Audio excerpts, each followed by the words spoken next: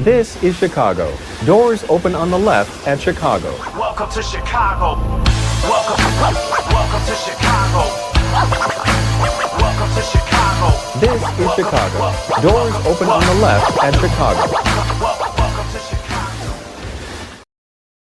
Chicago. Welcome to Chicago. You're tuning into the TCSF podcast with Big Z and JC Dynasty Fantasy Football.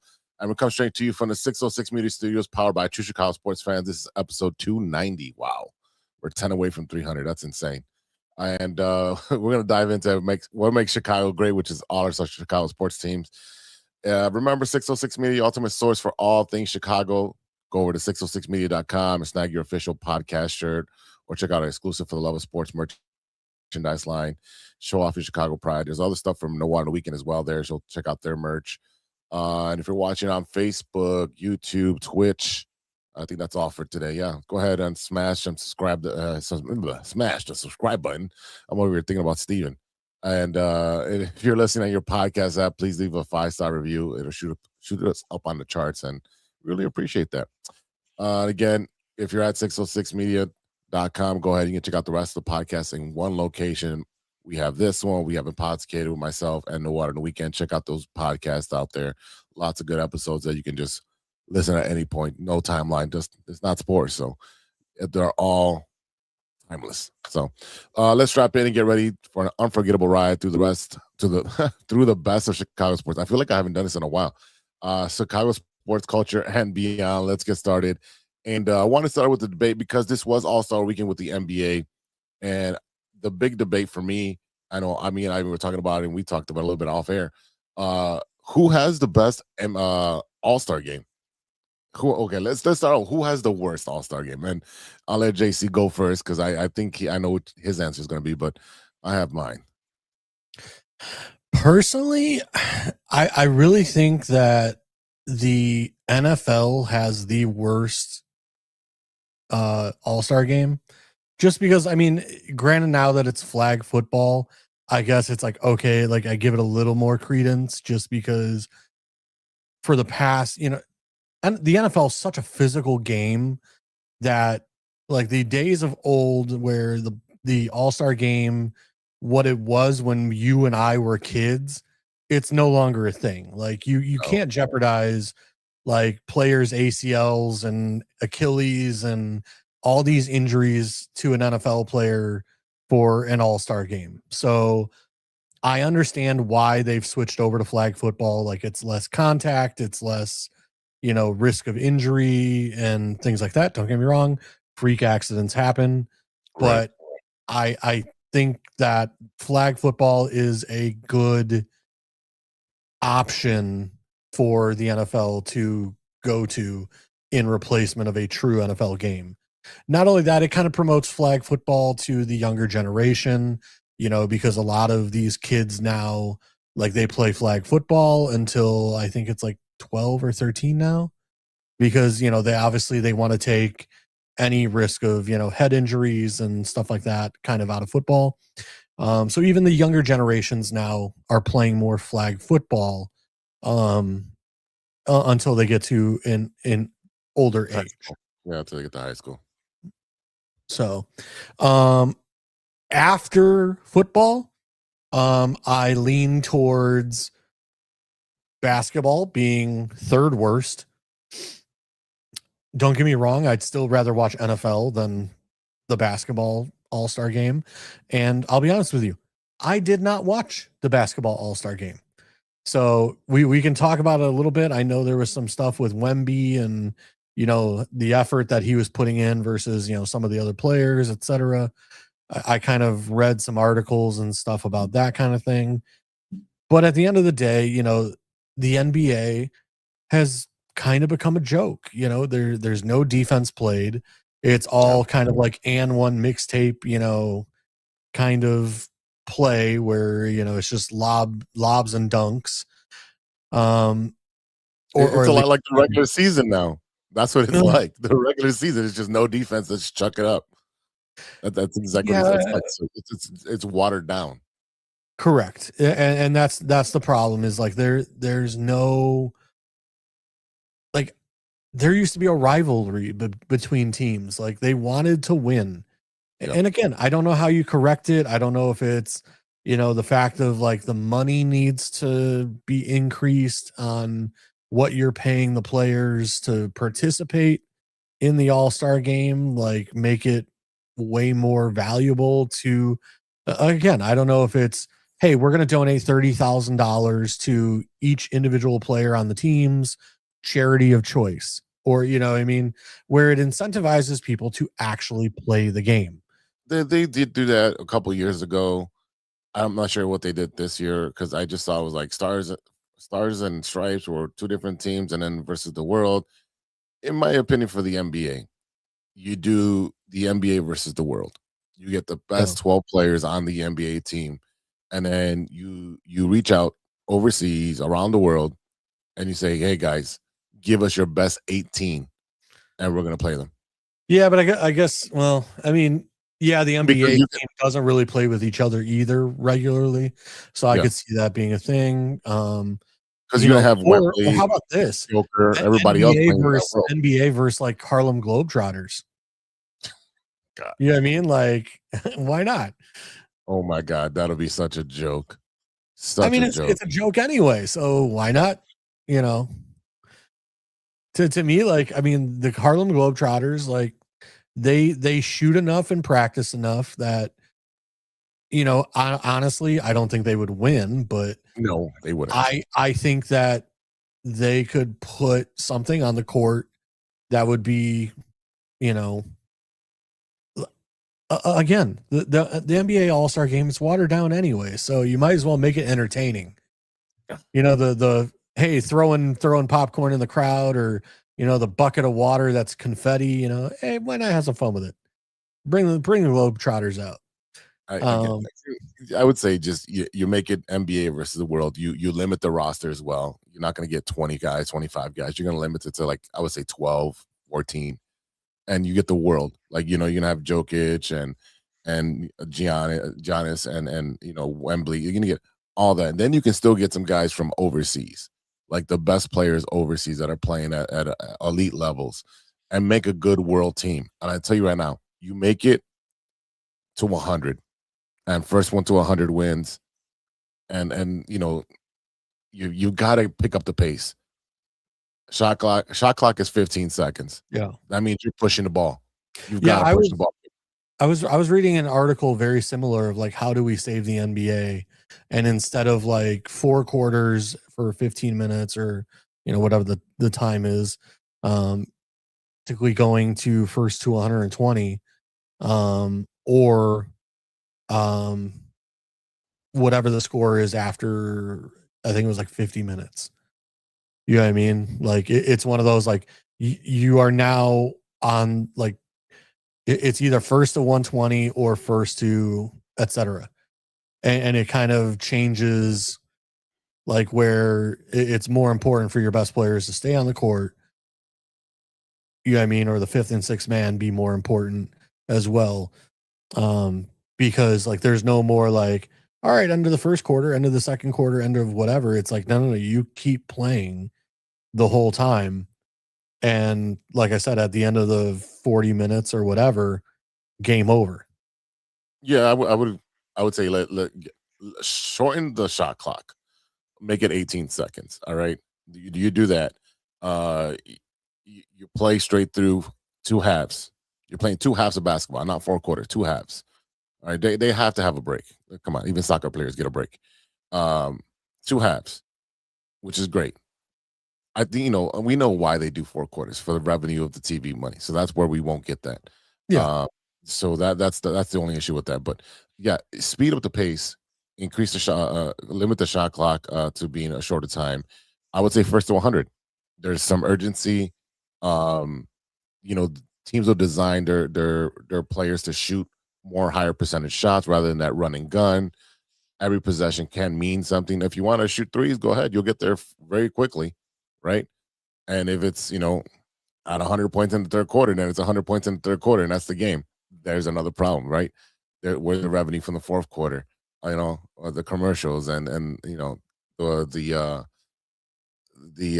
concessions, right? That's what we started worrying about with the pitch clock in baseball, where games were 3.5 hours. Now they're 2 hours and 15 minutes. So where do you make up that money from the concessions? Well, obviously the teams already started advertising on their jerseys. There's other ways to go around there and make more money. Put some signage on the court, whatever you got to do. There's a way to make money, but the game is broken right now, and the All-Star game is the worst. It is the worst. You had Damian Lillard come back from his ACL to shoot in a 3-point contest and beat everybody. The dunks contest was a joke. Some dude from Orlando, did you see that, where he tried to do this crazy dunk and he fell down and hit his head? No, I didn't see it. Oh, it was, yeah, he had somebody bounce it off the side of the backboard and he tried to catch it, and then when he dunked, they slipped and fell and hit his head, and they still let him do another dunk. I was like, no, absolutely not. The kid's that man's got a concussion. The man concussed. Yeah, and then obviously the way every year they change the format, so it's like how do you keep track of that? And then it's like, oh, these guys got picked by the team captain, and no, man, this like they treat it like AAU. Did the light fall? The light fall, yeah, and yeah, it was about to happen, and yeah, they treat it like an AAU or like PE class, like, oh, I got this guy and this guy, and they try to stack up their teams. Yeah. I agree with you. It is the NFL at the bottom. Then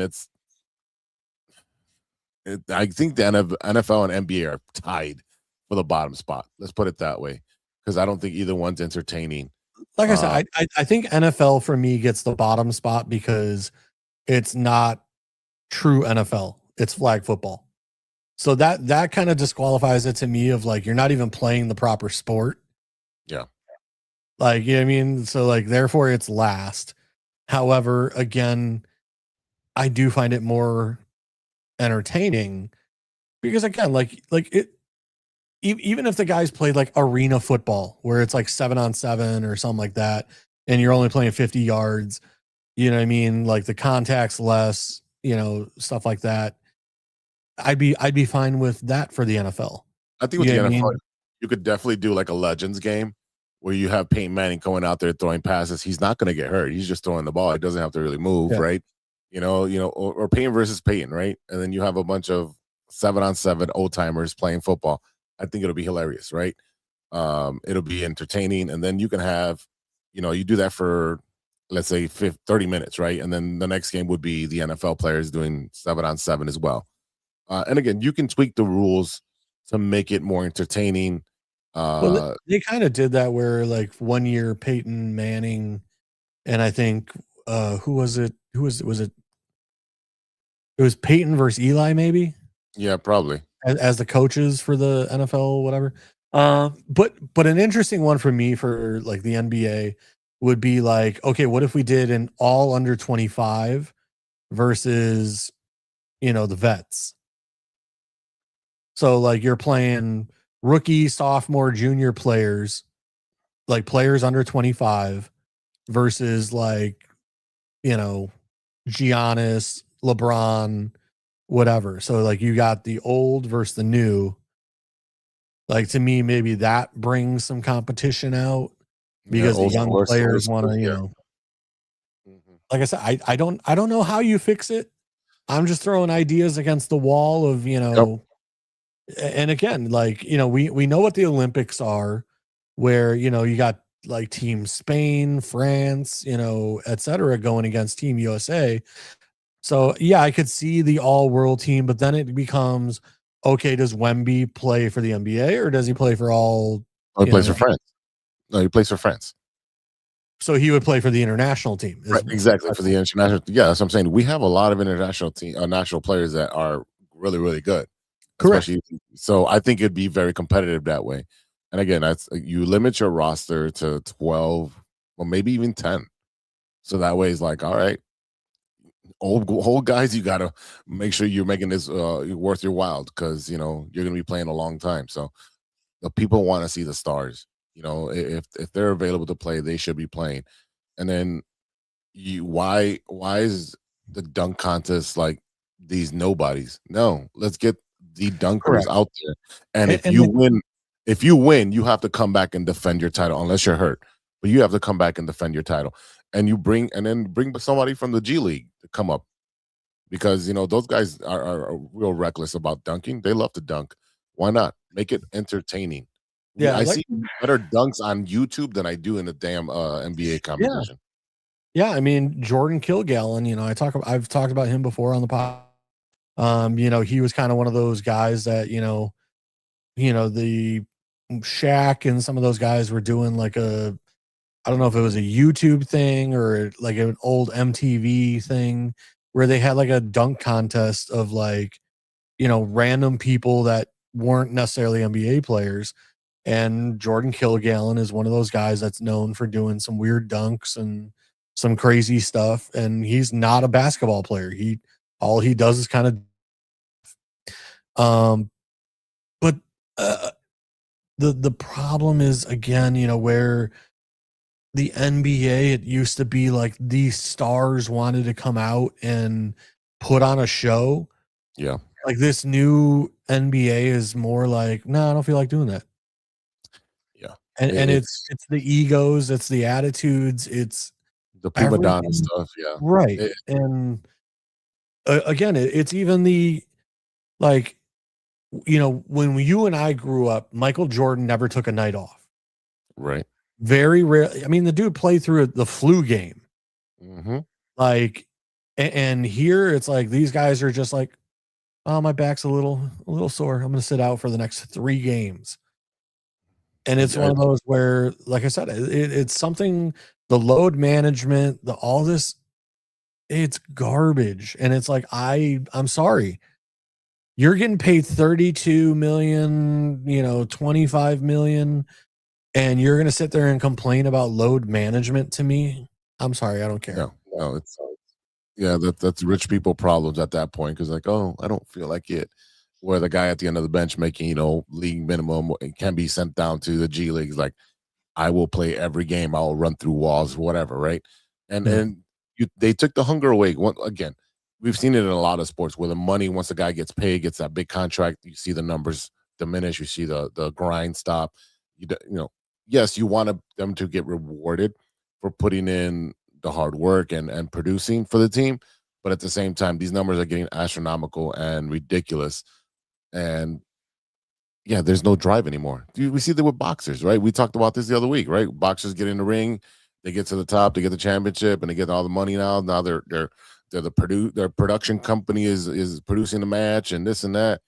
So now they're making millions and millions outside of boxing with the match. And it's like, oh, I don't have to train that hard. I could take a day off. Oh, I'll just do, the bare minimum. And then they get knocked out, right?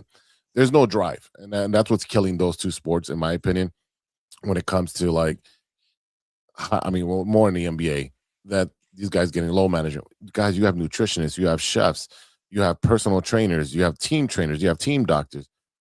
Jordan was, chugging back a Miller Lite and deprivation tanks, hyperbaric chambers. Yes. Like these guys have yeah. And they can't play back.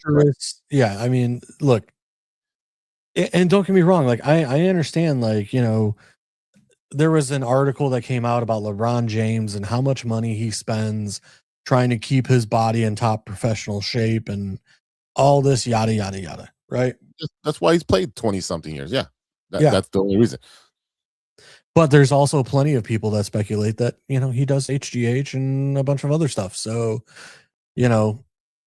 there's that too. So, which is against rules of the NBA. Mm-hmm. The bottom line is, and again, that's all speculative. That's all hearsay. You hear stuff and you don't know if it's true or not. But at the end of the day, the product that the NBA puts on for the All-Star game, trash. Like I said, of the 4 major sports, football, basketball, baseball, hockey, it's third in my opinion. Because there's hockey one? No, I'm putting hockey too. I'm putting hockey too. Because I like the skills portion of hockey. Like I like the, they put the plates in the goals and you're fastest person to hit all 5 plates. Love that. I love the speed skating aspect. I love the, you have to, puck handle through like the obstacle course. Like I love that kind of stuff when it comes to the hockey all-star game. But the hockey all-star game actually plays an actual hockey game. Yes. And it's still and where the NBA, it's a joke, the hockey players still take it pretty serious. They Yes, they still do. put on a good game. Yeah, I couldn't agree with you more that I think hockey would be my number two, and it is a fun weekend as well. What they do with the skills portion and then the actual game, the futures game, they do all of that. They do a really good job about that. And now that obviously technology is a lot better, we get all the stats up on the screen now. With HD TVs, you can see the puck; it's clear as day. Not like back in our CRT TVs, you're like, where'd the puck go? And then the camera guy don't even know where the puck went. Hockey has benefited a lot from technology, and I feel like that would be my number two. I would be excited, yes, to watch a hockey game for the All-Star break.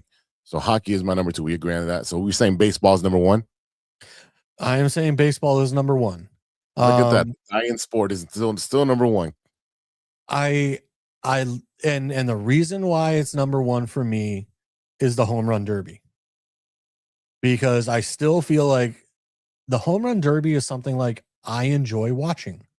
I don't know why. It's just, a couple guys out there that are, and maybe it stems from my childhood when it was Sammy Sosa, Mark McGuire years, and they were just freaking rocking balls to the moon. And maybe it's one of those where there's the rumor that there's a couple guys that are starting like a sports league where it's like, no, like enhancements are, encouraged. Yeah. I'm kind of one of those where like, I kind of want to see it. Like, I want to see what, how far can a baseball be hit when the dude's juiced up to, the moon? Well, we did see that. We lived through that. Come on. The McGuire and Like, Sammy days and who else? Ruben Sierra and all those guys were all juiced. yeah. Like I said, the interesting thing to me is, like I said, the baseball game itself, it's okay. I tend, if I'm home and able to watch it, I'll watch it. But life gets in the way. I work weekends sometimes, and sometimes I'm not able to watch, It's on a stuff like Monday. that. It's on a Tuesday. Yeah, that's on a Tuesday, man. All-Star games on a Yeah, Tuesday, I home work run derby Tuesdays. on Monday. Yeah, I work Tuesdays. there you go. I work evenings as well, so that's another part of the problem. But end all be all, the baseball team actually plays a baseball game. So and that also equals into home field advantage. It also so there's incentive. Like even though they don't want to play very hard, like they still play because there is an incentive. Well, they Yeah. took that away. They took that the winning league that wins gets home field advantage. They took that away, and I thought that was a great incentive. See? You're like, they took that away, and I'm like, that was a great incentive. And you're like, oh, but it doesn't matter because what if? Hey, man, It does matter to you me. have you put good players on your team. They get elected to the All-Star game. They can get you home field advantage if you get to the World Series. You've got to do your part on your side, on your team, and your field, and your production to get elected into being one of the All-Stars, and then you play your ass off so that your team has the best advantage, which is home field advantage. Yes, do that. I just didn't enjoy it. At first, I thought it was gimmicky, but I'm like, no, now there's more strategy to it. There's a lot more strategy to it. And then, Right. But not only that, like I said, and this is the problem with football and basketball is how do you incentivize the players to care about the game? Yeah. And home field advantage, like that in baseball, was one way to get the players to be like, hey, you know what? Our team is good enough to make the playoffs this year. It would be nice if we can make it all the way to the World Series that we do have home field advantage. And I'm not saying that every player thinks about that during the All-Star game. But again, it's little things of how do we manipulate or how do we incentivize like actual play? Because again, like if the baseball players go out there and next thing you know, it turns into, and nothing against this, but it turns into like a banana ball kind of thing where, or like a Harlem Globetrotters of baseball, it's one of those where I don't know. Although that would be kind of cool. Like see like, now the banana ball has like a bunch of teams. And we have a Chicago team, the Snowballs. Yeah. So like I said, it would be interesting to, the winner of the Banana Ball League versus, the All-Star team of Oh no, come on. MLB. I mean, you're looking at minor league guys that are playing banana ball. Yeah, but what if they win? What if they embarrass the MLB? What if? What if? There's any given Sunday, baby. Yeah, I mean, like it's different when you talk about like, okay, NFL guys versus, people that have, because the talent level in the NFL for football is so top tier that is like you can't play against, a men's flag football team. No. Baseball, it's like, dude, there's so many players in the minors and the AAA and all this stuff, where it's one of those like, and not again, like not to talk trash about the Savannah Banana guys, but I mean, they have a lot of former, AAA, AA guys that, were wasting away and never thought they were going to make it to the show. So this is kind of like, hey, you know what? I can still make $80,000 a year and play the game I love in a new way that's, exciting and fun in stadiums that are still packed and sold out. Yeah. And the schedule's a lot less than what you're doing.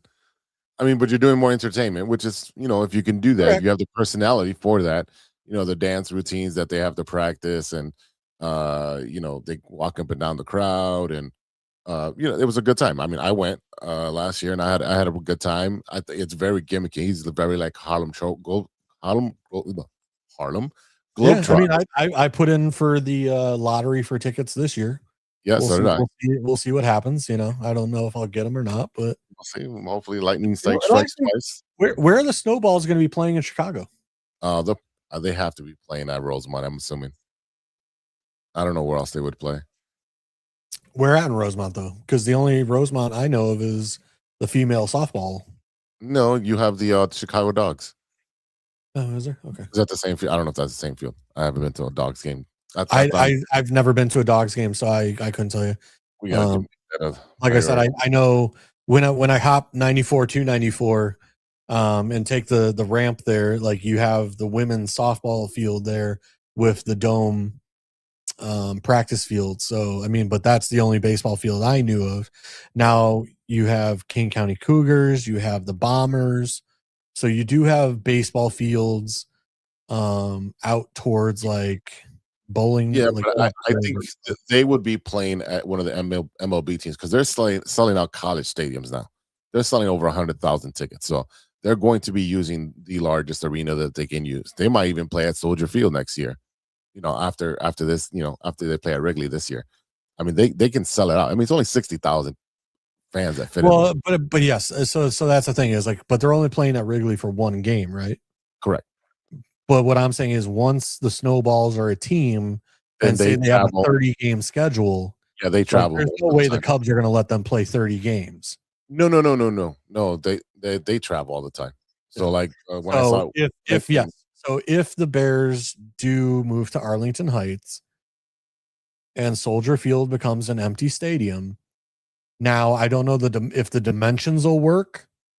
They made it work. They make it work. They've played in college football, the stadium, so and they sold that out. And yeah, you just have like right field as a short porch. It is what it is. Yeah. So it's but I mean, like I said, even if they did, like, okay, the Snowballs are going to be playing there for from now on, and that's how you make Soldier Field, whatever. They could also do a little construction work and tear it out and redo some things and add seats and or even raise the field, to what there's ways that they can make it a baseball field inside Soldier. But yeah, because the Fire are building their own field. Yep. So it's not like so what do you do with Soldier Stadium, right? It's a concert venue now. Well, yes, it's a concert venue, but that's not going to pay the bill. Hey, not my problem. Not the Bears' Yeah, problem. I mean, although I guess technically you could hold high school football games, college football games, things of that nature in Soldier Field. Yeah. But again, it's still one of those, like, they owe 200 million, is it? Or something? It's Like a lot. that's not going to pay the bill. So, and then it's like, are they going to put a roof over it so that it can be a concert venue year round? No, they can't touch the pillars.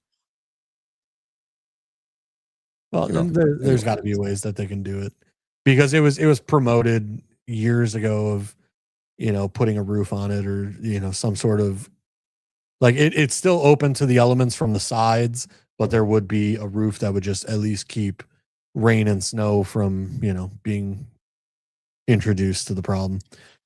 I don't know. All right, back to the original story. So yes, baseball would be my number one, just because, again, I guess they actually play baseball. Yeah, it's still entertaining to see the All-Star game, and then that the fans pick they pick I think about 90% of the players, and then the coaches have one or two slots, stuff like that. I think it's still fan friendly. It's still a must see. If they have it here. Oh, Wrigley's getting the All-Star game in a couple years. So yeah, Wrigley, I think it's in, I forget what year, but yeah, that was a big announcement last year. Right. So we got to start saving up for that. Yes. I'll be standing out on like Waveland and whatever. Oh yeah, for the home run derby. Home run derby. We're all going to be there. Yes, definitely. I don't know that I'll be in the stadium, but I might be outside. Although that would just be dangerous. There's going to be so many people out there trying to catch home run balls. Yep. People fighting over stuff. Yeah, no, that'll be. Just stand back and let it bounce to you. Just wait till it bounces to you. Yeah, stand in somebody's front yard. Yep. All right, JC, let's take a quick break. And on the flip side, we're going to talk Chicago Bears, what's going on with the stadium, and possible movement on the roster. And then we'll wrap up with let's do baseball prediction. What do you think the Cubs and White Sox will do? Because there's not much news because they're starting spring training this week. So we will talk about that. And I know the Cubs signed somebody. We'll talk about that. So we'll be right back after a word from our sponsors. Hey there, Chicago enthusiasts. Are you ready to take your fandom to the next level? The True Chicago Sports Fan Podcast has got you covered with some serious cool merch that screams Chicago pride. From cozy sweaters to trendy tank tops, we got it all. Show off your love for the city with our iconic red, white, and blue logo, or stand out with our exclusive collection for the love of sports. Whether you're lounging at home, breaking a sweat at the gym, or cheering on your team at a game, our gear is a must-have for all you diehard Chicago sports fans out there. Don't hesitate. Visit bonfire.com/store/606-media-store/. Or simply just click the link in the description and snag your gear ASAP. Get ready to make some noise, show your pride, and embrace the Chicago spirit with True Chicago Sports Fan Podcast merch. Designed for you, the ultimate fan, for the love of sports. Hey guys, it's Steven. And this is Sean, and you are listening to True Chicago Sports Fans. Don't forget to listen to No War on the Weekend. New episodes on Monday. You can find us anywhere you listen to podcasts. Yeah, so we're going to go do a couple of shots. So let's kick it back over to Big Z. The TCSF podcast with Big Z and JC. And let's talk Bears football. And I know we have our capologist, JC, here, who knows all things about the cap. And what is going on? There's lots of rumors of who should we sign. Are we going to trade our number one pick and get Crosby? What's the asking price? And what are we going to get back, So, JC, take it away on that. So rumors right now are that, essentially there's going to be, well, I read an article today. Cole Kmet wants to stay. All right, we can cut Cole Kmet, save, I think it's $5 million. We would owe him $3 million in dead cap. So again, we would get $5 million towards cap savings. Do I think Cole Kmet's performance is worth the $8 million we owe him? I think for one more year, yes. I think you keep him for the $8 million because, let's be honest, Loveland is great. Loveland is the guy that's going to be the stud from here on out. But Cole Kmet as a blocking tight end, as a backup to Loveland, is still very important and integral to the Bears. Like, he does a lot of the grunt work in the blocking and everything of that nature to keep him on the team. For $8 million, it's not a bad deal. Definitely a keeper. You know, we ended up paying who is the guy from Green Bay and stuff. We brought in a couple guys a couple of years back with Loveland when he was like a rookie, and we ended up paying those guys like $8 million. And to me, Cole Kmet is better than those guys were when we signed them to big $6 to $8 million contracts. So to me, you keep Kmet. Then you have to make a decision at cornerback because you have Nashon Wright. Nashon Wright. He's priced out. He's priced out. He's going to be asking for 16, 18 million a year. And that's what I was about to say. It's one of those where if some team like the Jets goes ahead and offers him $16 million, Nashon, it was great having you. Yep. But let's be honest, he fell off in the second half of the season. He had a lot of great plays in the first half of the season. Second half of the season, the interceptions disappeared. Everything, you know, don't get me wrong, he was still a good player, but the takeaways disappeared. All right. Then you look at CJ Gardner-Johnson. I could see him on a short, cheap contract, maybe something in the $5 million range, which intrigues me because when you look at, do we keep Brisker? Personally, I do not think we keep Brisker. I think Brisker is going to price himself out of what we can afford, which is why CJ Gardner-Johnson is kind of interesting. I can see it as an insurance plan because you are going to have to redesign the entire secondary just Correct. because these guys are either aging out, level plays dropping, contract. So yeah, I agree with you. He's got to go. Yeah, so that's why I say CJ Gardner-Johnson, depending on what goes on with his contract and what he's offered, may intrigue me as a stopgap until we can draft some guys or be the veteran to the rookies that we bring in. Brisker, once again, I think is going to price himself out of our range. Mm-hmm. You know, I like Brisker, but with his injury history, with the fact that he's probably going to demand, say, 9 to 13 million, something like that a year, I think it's going to be too rich for our blood with his injury history. He balled out for us. He played his ass off for us in the championship game and all that stuff, and in the playoffs. He balled out, but it's one of those year after year after year. It's a game here, 2 games here, 3 games there.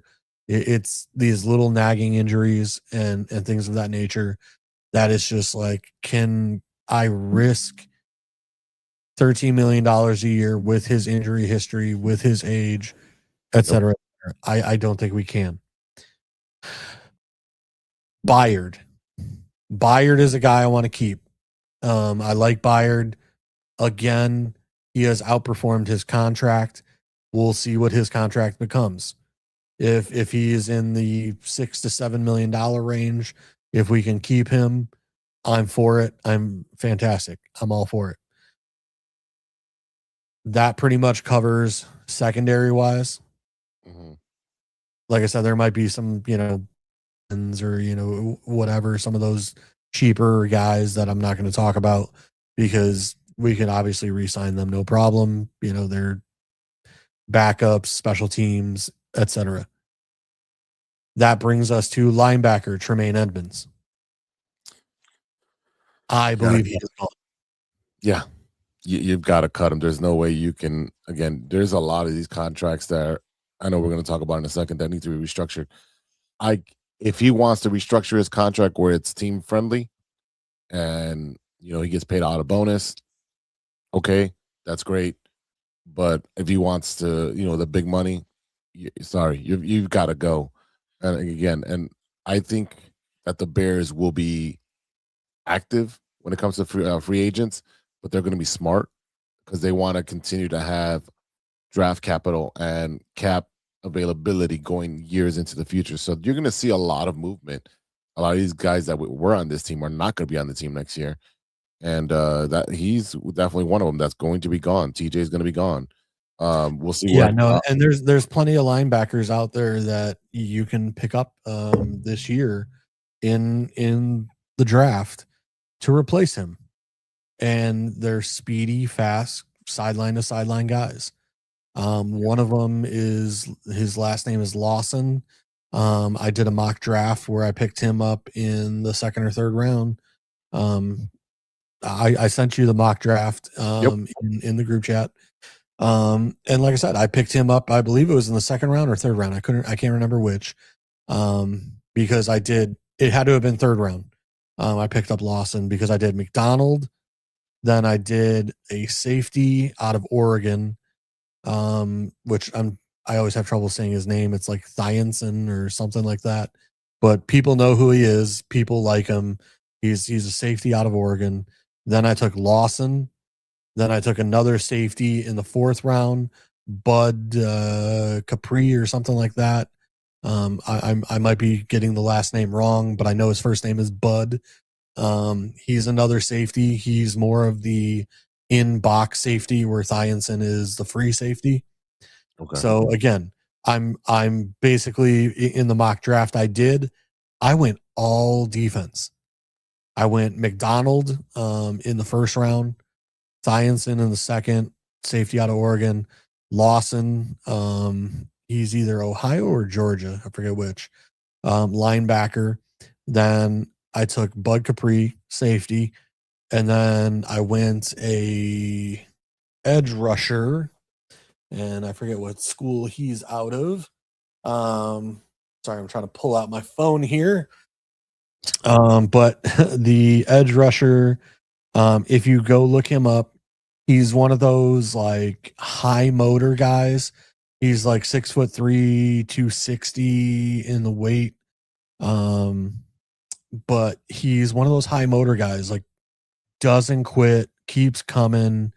And for a guy that you're going to be picking in like the sixth round, like I'll take that all day long because like that's kind of what I'm looking for. So the guy, edge out of Western Michigan, Nadame Tucker. The safety is Bud Clark out of TCU.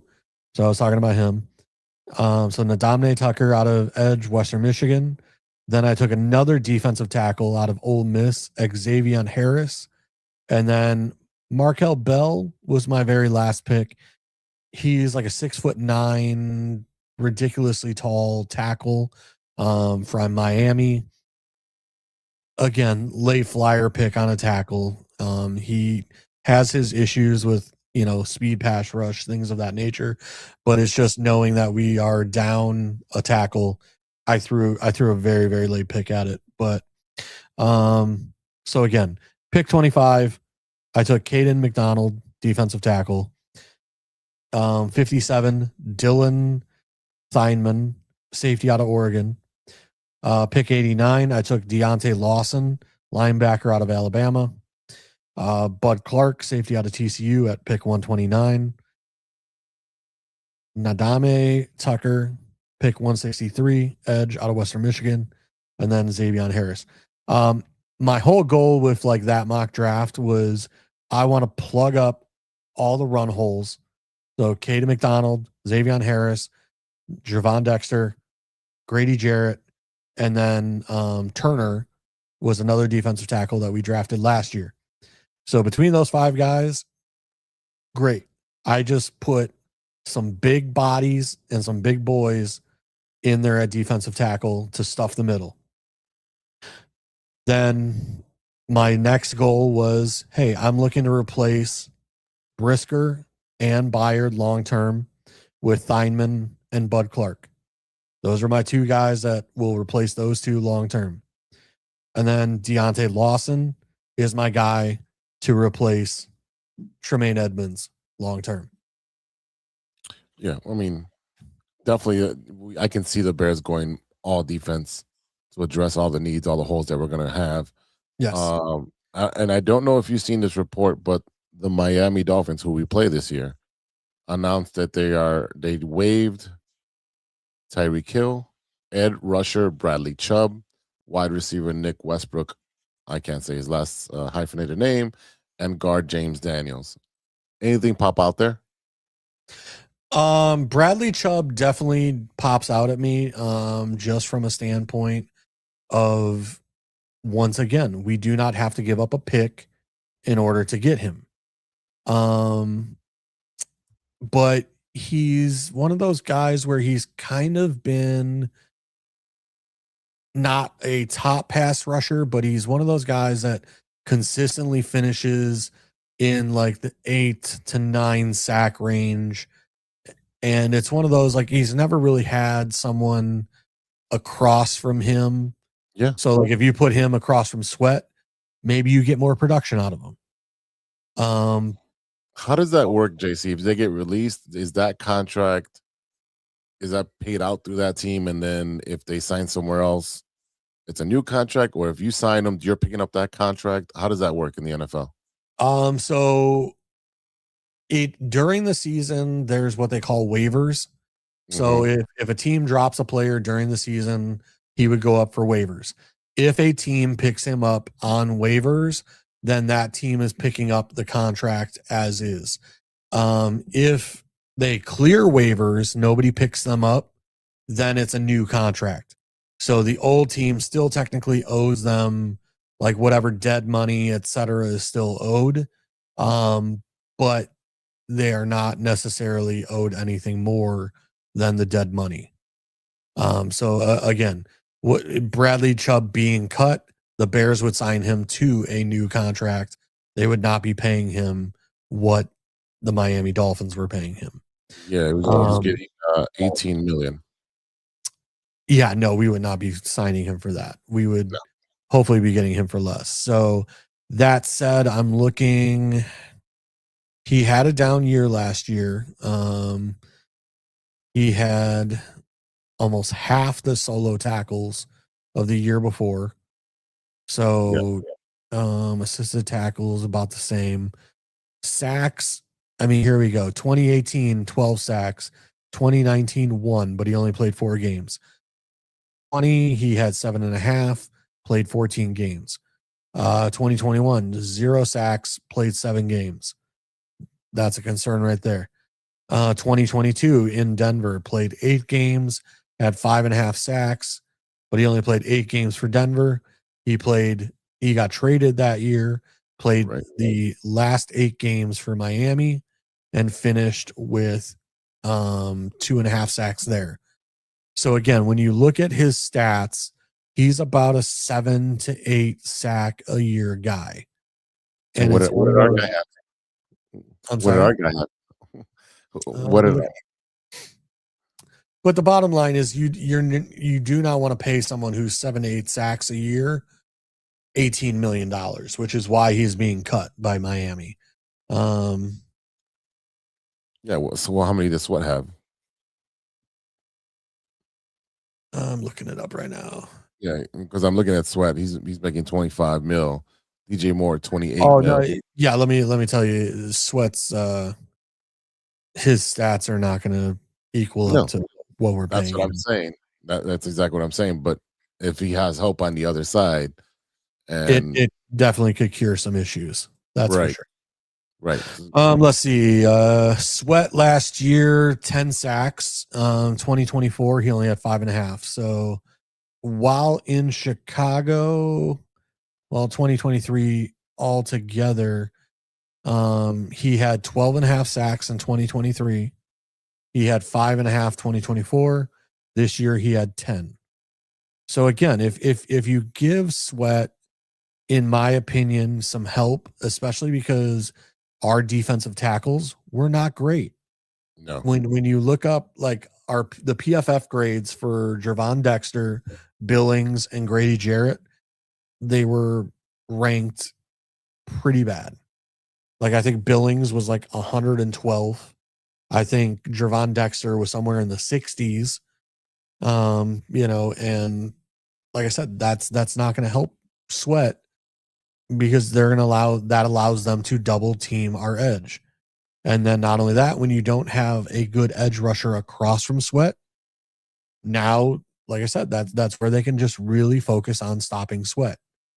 So we watched the games this year. We saw what we couldn't do, what he did do when he was available to do it. And the other thing was, Odabingo. Why can I not say his name today? Deo. Call him Deo. Deo. Yeah, Deo, and who's the other one that didn't play at all? Well, if you're talking about Turner, he was drafted so he was a rookie last year. I think he only played about 4 or 5 games before hurting himself. And personally, I think that was a huge loss because I think we were really planning on him coming along last year and helping us in that defensive tackle room. Without him, like I said, we had to play more of Billings. We had to play more of Grady Jarrett, where I think they really wanted to use Jarrett as more of a specialist, come in on like third down kind of stuff. Right. So due to injuries, I think we had to play certain guys out of what we were really hoping. Yeah, Booker started coming around and later on in the season, but not enough. Oh yeah, listen, and that's why I said like the Namde kid that I drafted in like the 5th or 6th round kind of reminds me of like a Booker. Like he's not ready yet, but it's one of those like when you go watch his film, he is constantly chasing down guys from behind. He is constantly like high motor, not giving up on plays, like just a good, solid guy that could be part of your rotation. Yeah, so they have a lot of work to do. And when is the season?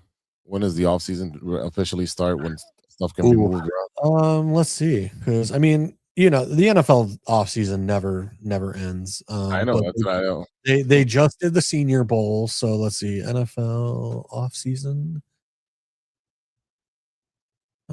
schedule. Because, like I said, I know they just did the Senior Bowl. I got you here. Here we go. February 17th, designation of franchise and or transition players. So that's tomorrow. Right. We're going to start finding out who's being franchise tagged and who's going to be transitioned. March 11th, free agency officially starts. March 3rd, deadline for teams to designate franchise or transition players. March 9th through 11th, teams can negotiate. So basically free agency starts March 9th. They can negotiate. You can nothing can be official to the 11th, but March 9th is the open tampering period where you can talk to anybody. Yeah, where most of obviously there's always those few guys that, due to physicals or whatever, they don't get signed, but usually all the breaking news starts March 9th of this guy signed with this team, etc. And then you're all sitting 3 weeks there, away. like how did that guy sign 5 minutes after midnight? Yeah. Well. But again, so getting back to the Bears, there's a lot of rumor right now about Max Crosby and what we can do to get Max Crosby. In my opinion, there is nothing I would do to go get Max Crosby just for the simple fact of the cost.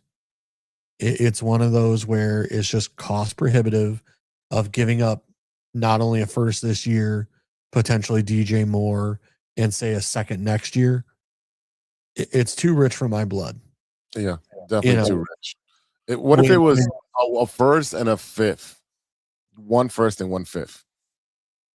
no DJ Moore, No DJ Moore. then I would do it. So it was, Because let's be honest, Max Crosby is worth a first round pick. yes. The problem I have is after this year, looking at what Rome did, looking at what Loveland did, looking at what Luther Burden did, all of that stuff, right? I still think that wide receiver room needs a veteran like DJ Moore in it to still give the veteran, presence, the veteran, hey, here's what we are trying to do, kind of, in that room, the wide receiver room. That said, I still think Luther Burden is going to be a huge player for the Bears. For me, like guys like OZ, see ya. I'm letting you walk. The Kenneth Walker kid, who came on at the end of the year, like 5 catches, but like guys like that, I would give them more of an opportunity. Devin Duvernay, etc. Like, yes, I know they're special teams and returners, but they didn't really help the offense at all ever. They made a play once every 3-4 games. And I understand, like, you sign a Devin Duvernay more to be a special teams returner than anything else. But He's just a hands guy. Yeah, he's just a hands guy. Yeah, he can catch the ball. He's not going to fumble those things. So it's a security. Yeah, but my bigger issue is with OZ, Omalai Zacharias. I cannot go another season just watching that guy have balls hit him in the hands, hit him in the chest. I mean, I'll be honest with you. When I was at training camp, OZ was fantastic in training camp, and I don't know what happened come season where he just had ups, and I'm just sitting there going, the guy I saw in training camp was not the same guy I'm watching every weekend. And I got to be honest with you, I was disappointed because I really, from what I saw in training camp, I thought OZ was going to be a guy, and I was wrong. Yeah. Well, there's a lot more stuff that's going to happen with the Bears in this couple of weeks. I know the lawmakers are meeting about helping the Bears get the stadium done in Illinois with infrastructure payments and all that stuff. That's moving on a daily basis. So check back on the Facebook page where we report all that stuff. I don't want to get into. Let's be honest. I think the lawmakers finally figured it out that one way or another, the Bears are getting their own stadium. Yeah. And we either need to get on board and keep this team here, which will still give us revenue, because again, they're still going to have concerts at the new stadium. They can have bull riding events. They can have all kinds of, monster truck, I mean, no, they can stay at the Allstate Arena. What they're going to get is they're going to get the big concerts. They're going to get a WrestleMania. They are going to get a Final Four. They're going to get a Super Bowl. Once you have that, I don't know that they will, because the new stadium still, from what they are saying, it's still going to be a very small stadium. Yes, I think their seating said 68,000. And I have to look it up because it was one of those where it's like, I just remember Soldier Field was X amount, and then the new stadium was like 3,000 more people from what I remember. Oh, then it's 65 because Soldier Field 60. I think it fits 60 to 62. But yeah, again, we're still in preliminaries. They still have drawings. It's still early. Caleb's gonna be on his second contract when they put when they start building it. So I'm not worried about that, just because that's gonna change on a daily basis. We've seen what Indiana wants to do. So here you go. Soldier Field, with its 61,500 seat capacity, was the smallest stadium in the NFL, but the new stadium's capacity starts at 60,000 and can expand to 70,000 for major events. To me, like, if you're not in the 73 to 75 range, like, what are you doing? what are you doing? What Like are you doing? I understand. Like you do not need 100,000 people. No. I understand that, but for like the larger events, like you said, like WrestleManias, that kind of stuff. Even the expanded to do 70,000, I think is a little on the light side. Yeah. Yeah. I mean, the other thing with that is that once you start getting into those, big numbers, those seats start going further and further back. So, Correct. yeah, so that's the problem. But again, when you look at the renderings that I've seen, it's like we have a big window over here in this end zone. It's Fuck the like, window. Fuck the yeah, window. I don't need like the I'm sorry, like what window at what the window's looking at what skyline, what lake, what in Arlington Heights, I do not need a window. No. What that's I not- need is about 5,000 seats in that end zone, Yeah. and then put a jumbotron over there. You know what I mean? Put a video board over there, put something over there, that again, I don't need a window. I can use a huge billboard over there or something for advertising or for whatever. Because how many stadiums now have we watched where like Jerry's World has a huge window and then the players can't even see during like the second half Yeah, because the sun is blaring through. And then they've been talking about, they're trying to tell Jerry like, dude, we need to put up blackout curtains, because the players on the field cannot see because of, they face the stadium the wrong direction. Then you look at like Lucas Oil Stadium has the same thing where one end zone is like a huge glass window. Yeah, it has the arches. Yeah. Yeah. And it's one of those where again, I understand it's like an architectural whatever. I don't care. Like I said, from the renderings that I see, there's the lower 100 level, put a 200 level. That's another like say 5,000 seats. Call it a day. Yeah. You can still have the window, but again, the window's way up here, and then you have seats, and then the 100 level.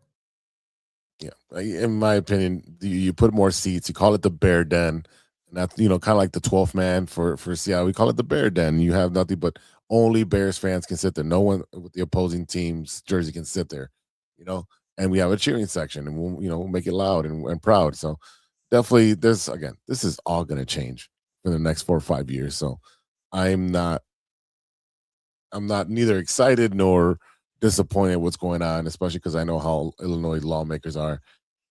I'm just gonna be like, when it happens, when I see the shovel in the ground, then I'll start getting excited. But no, it's got to start happening soon, because like I said, the Bears, I forget when their lease is up in 2030.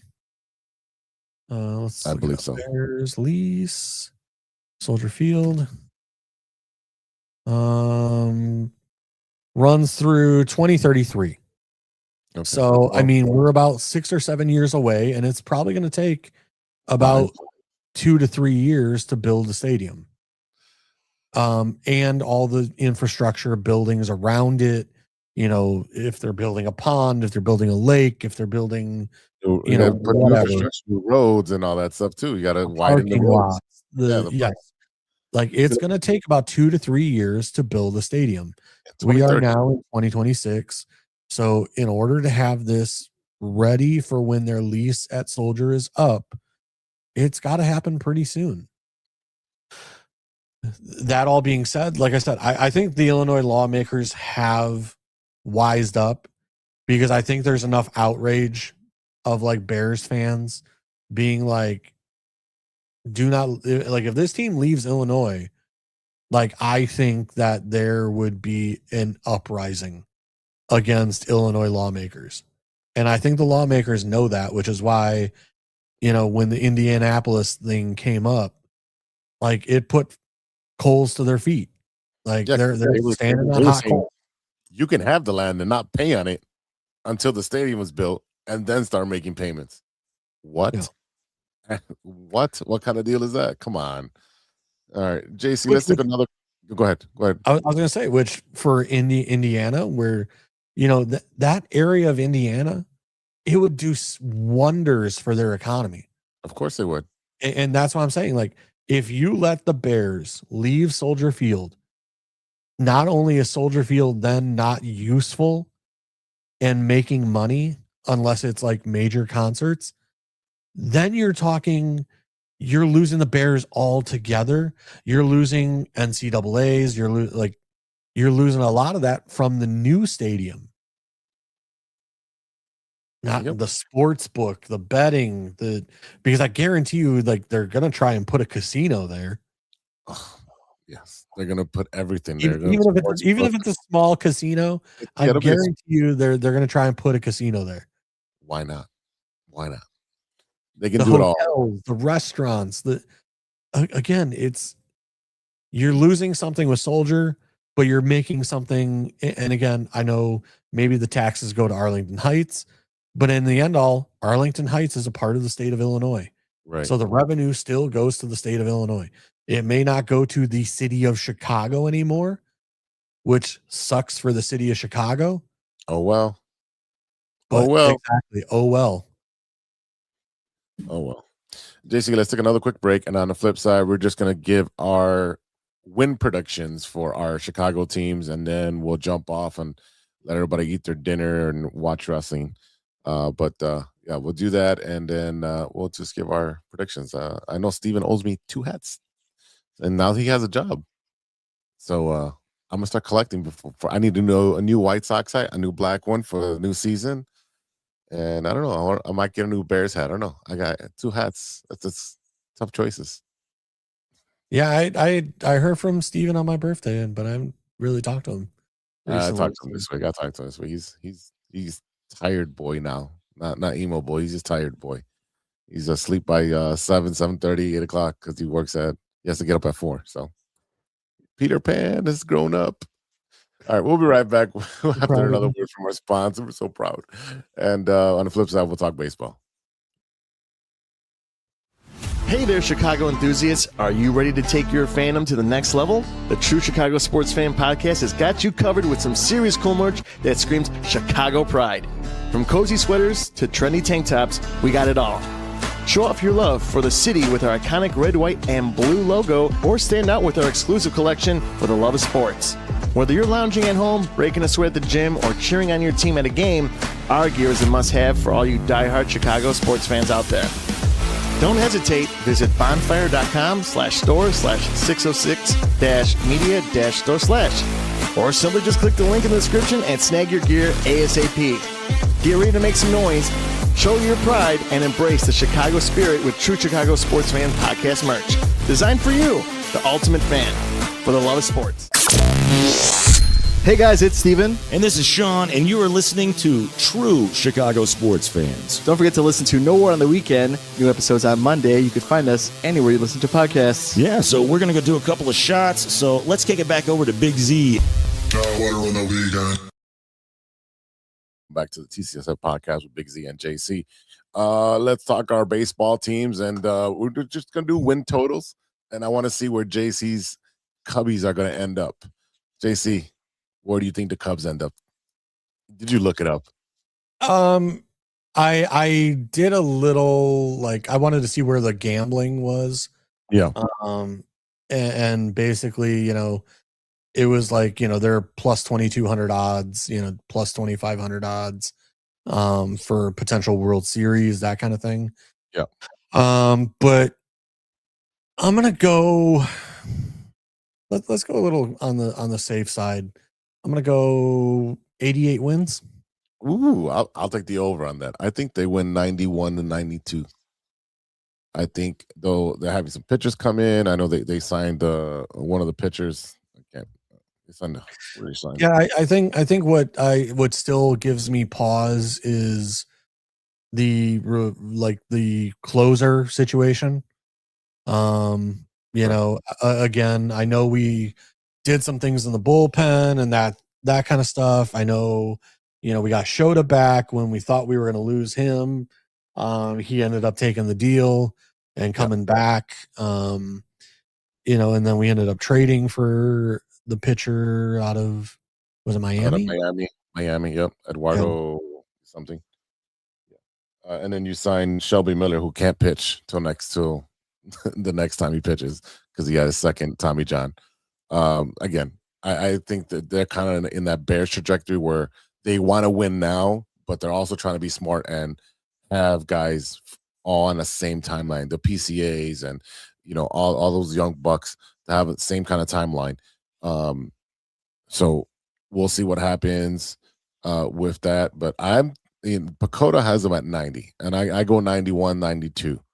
I just think that they can dominate the Central because Milwaukee's going to be the only challenge. St. Louis is rebuilding. Cincinnati is a 500 team.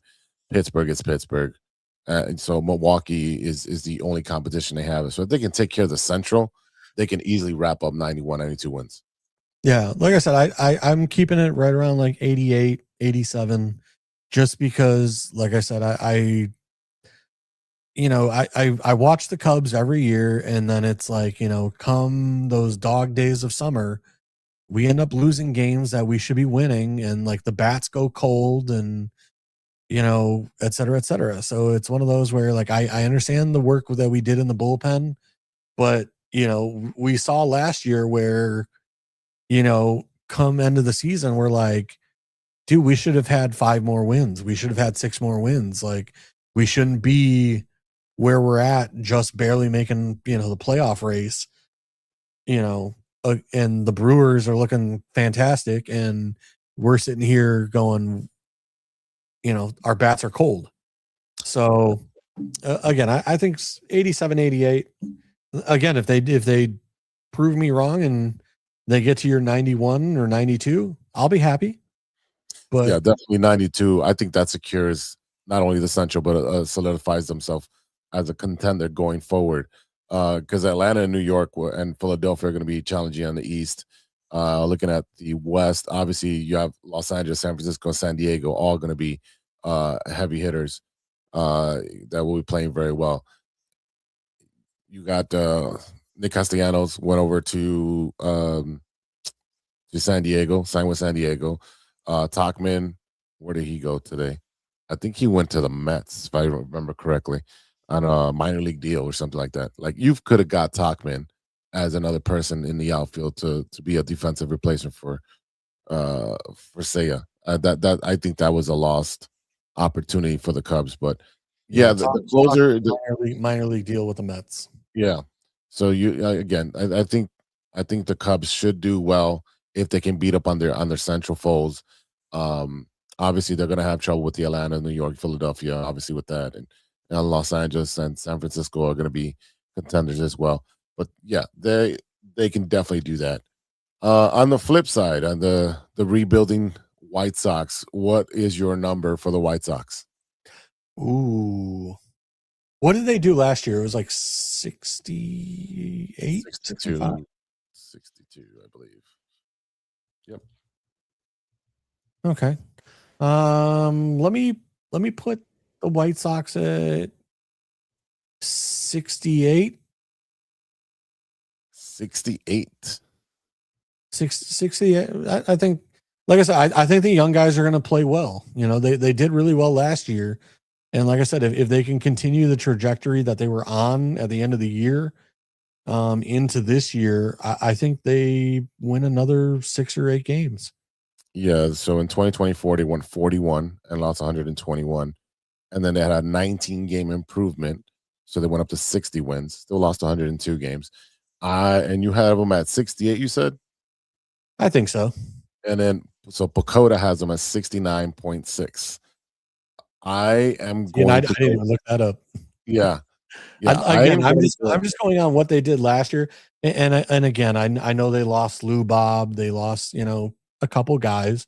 But again, I think the young guys, like they have a drive to want to win. Yeah. The boys, these young boys that are coming up, we have 3 good catchers. The infield is pretty much set. We got Mooney at first now. You can play first, third, and outfield. I think where we lack power is going to be the outfield, but if those guys are just really good defensively, the infield guys and the catchers can have, the heavy bats.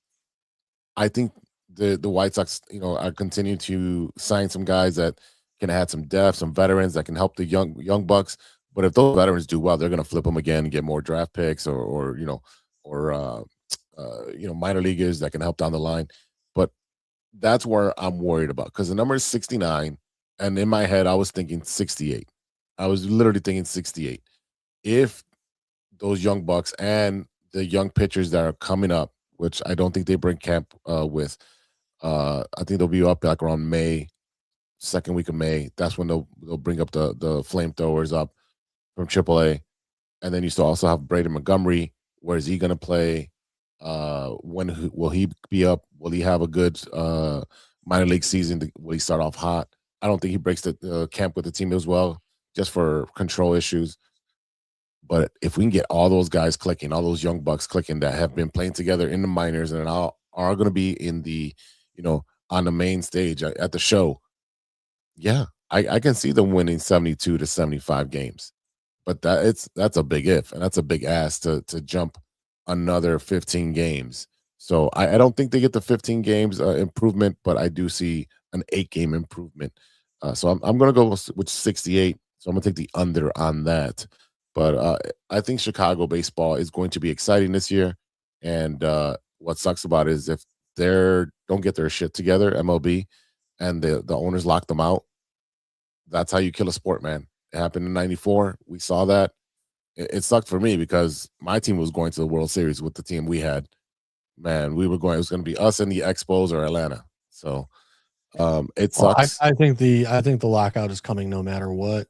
Yeah. Just from the simple fact of, like I said, the deferred money situation and some of these contracts, you got to figure that kind of thing out. And if they can work that out, if they can work out that CBA, if they can work, they have a whole year to work on it. If they can knock it out, and yeah, it might be a little more, I would say, owner friendly contract. But yeah, I do believe that the deferred money needs to be a window that needs to be closed. I think minor leaguers should be getting paid a little bit more. They're not getting paid anything. There's a lot of issues that needs to be addressed. So we'll see what they do. But again, you heard it there. Me and JC agree with on the White Sox 68 wins, and then JC's taking the under, and I'm taking the over of 90 wins with the Cubbies. So I'm excited. Spring training starts this week. Games start this week. First game is Cubs versus Sox. I don't know if it's Tuesday or Wednesday when they start playing. So hopefully y'all can watch it. Yeah, that's funny. I just bring something else up. We were at we were skiing over the weekend, and then we ended up in Kenosha looking at some stuff, and then we ended up in a Lids, and like we were sitting there, like, obviously it's in Wisconsin, so they had more brewers, that kind of stuff than whatever. But one of the people I was with was like, man, I really like that, the White Sox hat with the white sock and the red kind of Bulls pinstripe jersey. Oh yeah, I have that. That hat. And they were like, man, I really like that hat. Like, even though they're a Cubs fan, they're like, man, like the Cubs, I don't know, like I said, like last year with the baby blue jersey, with all that stuff, it's one of those where it's like, I don't know, like I kind of want Cubs hats to, like, I need more. Yeah, that was an alternative jersey that they were allowed to have. This year they get a City Connect. So they're up for a City Connect this year. So we'll see what they do. So I did not like the Wrigleyville one. I thought they copped out. I thought it could have been a lot better. Yeah, I think that's part of the problem is that, I don't know who the design team is, whatever. Like I said, the baby, like I know Steven was like, he was in love with the baby blue jersey that we had last year. I didn't really care for the font. I kept saying, like, it's like this old school timey vaudeville font. It's old school jazz, right? Like, I didn't really care for it. I guess we'll see what they come up with this year. Hopefully it's something, like even the Bears, like I've constantly talked about, like, the Bears and like their uniforms like need an update massively. Like I understand, like there's a history and tradition with the Bears uniform. but it's one of those like, dude, you could do with like our color schemes with the Bears. Yeah. You know, like you do like as a like a kind of like the color rush. But I would love to see like a blackout, like just black and orange, like uniform for the Bears. I want them Black to do the socks, whiteout. I want black them to do the socks, whiteout. black pants. Like, you know what I mean? Black socks, black pants, and like the sleeve, it's just the 3 orange stripes. The numbers are orange. That's it. Like, and then like the helmets are black with the bear head in orange. Like that, like I want to see something kind of like that where like it's just a complete like blackout thing. I think it would be interesting. Kind of like a Halloween kind of style thing. But yeah, I mean, like I said, I really did like the White Sox one last year. I know it kind of got trashed in the beginning because they were like, "Oh, it's the Bulls jersey," and but I thought it was kind of a cool design. You know, at first I was like kind of skeptical because I'm like, man, it just looks like the Bulls jersey, the shorts and all that. And then when I saw it at the store, I'm like, oh yeah, I gotta get it. I gotta get it. And now when I play MLB, I only play in that uniform. Every game I play, I'm like, nope, I need that uniform. That's the uniform I want to play in. So that's definitely it's a banger. And yeah, I've got both of the hats, both styles. So I'm enjoying it, and hopefully they continue to do more cool stuff. So Yeah, and with the Cubs, like again, I love the white jerseys with the pinstripe, blue pinstripe. Like it's such a classic jersey. But like for whatever reason, like when it comes to like the blue top with the gray pants, I'm just like it's so basic. Like, you know what I mean? it Like, looks like spring training. yeah, it's just like it's like a peewee team that just, you know, everybody's wearing gray pants out there. I'm like, come on, like can we get some better color combo? Like, I'm not a fan of the Cubs road grays. I'm not a fan of those. I like the pinstripe, you know, white with the pinstripe. I think that like the Yankees, very classic. I right. love that. Yeah, I mean, if they can go retro, I guess there's some pretty cool retro, you know, logos that they can do. We'll see what they come up with. But yeah, definitely the Cubs need to step it up this year with, you know, their City Connect, and because it's huge. Like, you know, every baseball fan wants that City Connect because it represents the city, and you can wear that wherever. You're like, oh man, that's a cool jersey. So you want to be able to represent that jersey with pride. So we'll see what the Cubbies do.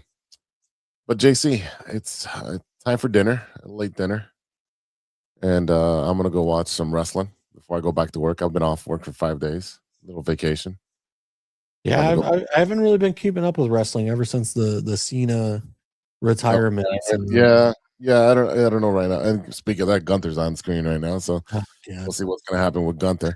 But yeah, we'll talk wrestling more. You know, because we got to fill in some sports stuff because there's nothing going on. Like I Spring said, training. other than like some CM Punk news, like I really feel like the wrestling scene is kind of in this weird place where like the talent to me is less than it's ever been.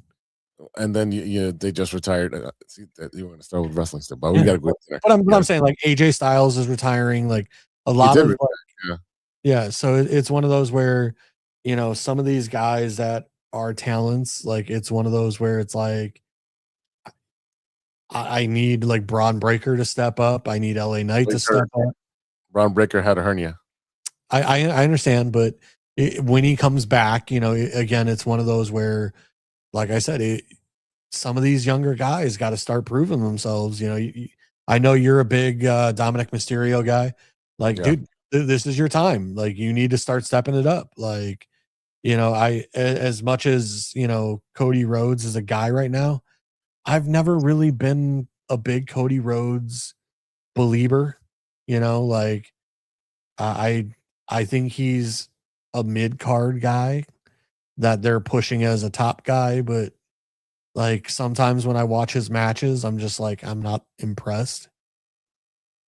Like, you know, There's guys that take chances and kind of rewrite their script on how they're going to wrestle a match, like a CM Punk. he'll be like, oh no, we're gonna wrestle like this, and this is gonna be the sequence, and it's gonna be different. Whereas, like you say, Cody Rhodes, he's a safe wrestler, and he's gonna do his hits. Same thing with Cena. Cena would in the beginning would go off, off the tangent a little bit, and for big matches, he would go off tangent and he would do a different move, and everybody's like, "Oh my god, he does more than 5 moves." And that's Yeah, I why mean, like I said, the match of Cena against AJ Styles, I thought was one of Cena's best matches yeah, in okay, years. In yes, years.